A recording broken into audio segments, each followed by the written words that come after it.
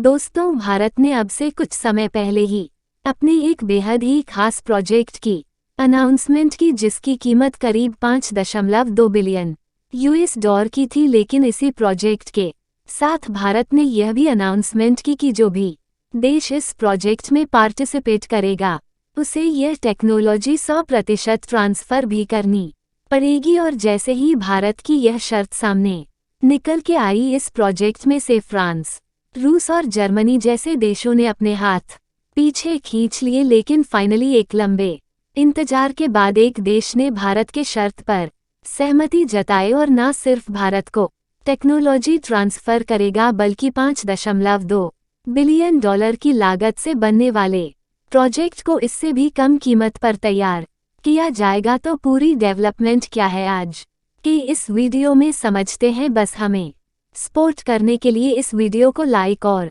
Channel को subscribe जरूर कीजिएगा। दोस्तों, हम बात करें हैं भारत के प्रोजेक्ट 75I के बारे में, जिसके तहत भारत की डिफेंस मिनिस्ट्री ने आज से करीब 2 साल पहले 3000 करोड़ की प्रोजेक्ट इशू किए थे, जिसमें 6 कन्वेंशनल सबमरीन्स को मैन्युफैक्चर किया जाना था। और इसी कॉन्ट्रैक्ट में रूस, फ्रांस, जर्मनी सदस्यों ने पार्टिसिपेट किया। लेकिन जब उनसे कहा गया कि आपको यह टेक्नोलॉजी भी ट्रांसफ़र करनी पड़ेगी, तो इन सभी देशों ने अपने हाथ पीछे खींच लिए। लेकिन अब स्पेन ने इस प्रोजेक्ट पर सहमति जताई है। उनका कहना है कि हम भारत को वो टेक्नोलॉजी भी ट्रांसफ़र करेंगे जिसके तहत वो अपनी S-80+ क्लास की सबमरीन्स को मैन्युफैक्चर करते हैं। और भारत के इस प्रोजेक्ट में स्पेन की कंपनी नवांश ने पार्टिसिपेट किया है, जो कि यूरोप की 5वीं सबसे बड़ी शिप बिल्डर कंपनी,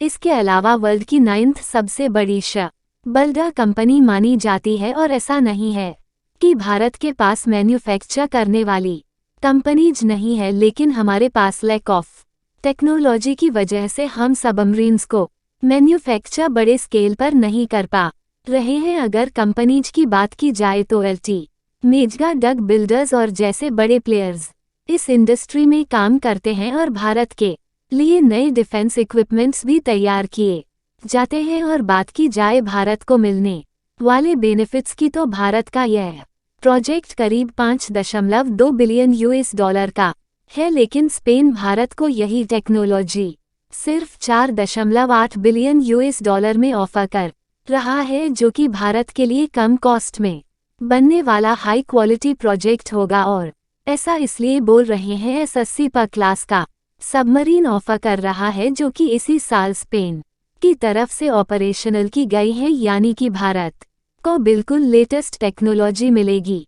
इसके अलावा भारत, जर्मनी, रूस और फ्रांस जैसे देशों से जो डील करने वाला था, यह काफ़ी ज़्यादा पुरानी या फिर कहें साल 2087 की बनी हुई सबमरीन्स थी, जो भारत को मिलने वाली थी। तो एक तरीके से कह सकते हैं कि भारत को कम कॉस्ट में नई और एडवांस जमाने की सबमरीन्स मिलेंगी। लेकिन अभी भी इस प्रोजेक्ट के ऊपर क्वेश्चंस उठ रहे हैं कि कम कॉस्ट में बनने वाली सबमरीन्स क्या उतनी ज़्यादा एडवांस होंगी या फिर नहीं होंगी, क्योंकि अभी भी स्पेन ने सिर्फ इनको अपने ही कंट्री में ऑपरेट किया है। अब इसके ऊपर क्या सहमति बनती है, आगे आने वाले समय में पता चल जाएगा। बाकी आपके हिसाब से भारत और स्पेन की ये डील सही है या फिर नहीं, जहां पर स्पेन भारत को कम कीमत पर ना सिर्फ सबमरीन्स बना करके दे रहा है, बल्कि टेक्नोलॉजी भी ट्रांसफ़र कर रहा है। कमेंट बॉक्स में यस और नो में अपनी राय जरूर